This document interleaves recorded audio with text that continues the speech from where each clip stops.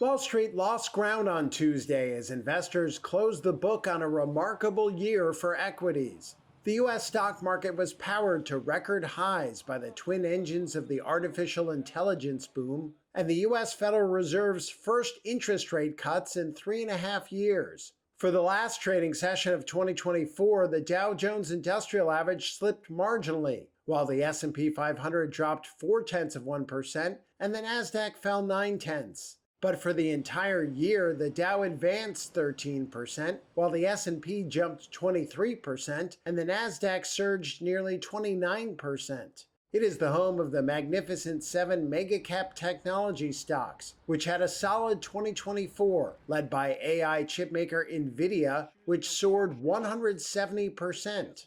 Other asset classes had a strong year too, including gold, which climbed 27% in price for its best annual performance since 2010. And Bitcoin more than doubled, topping $100,000 at one point. Bonrian Capital Management founder and CEO Shana Orczyk Sissel explains why she thinks they had a strong 2024.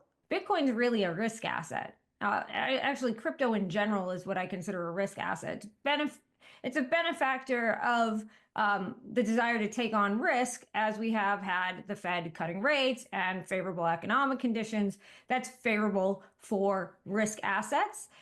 Whereas gold is more of an inflation hedge, as we continue to see that inflation has come down, but not necessarily to the levels that the Fed is targeting.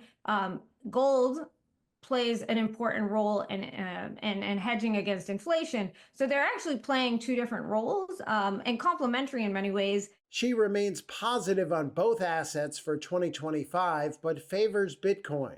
Sissel also sees stocks having another favorable year, but thinks double-digit gains will be hard to reach. Investors are eyeing stretched valuations and uncertainties surrounding tax and tariff policies from the incoming administration of President-elect Donald Trump.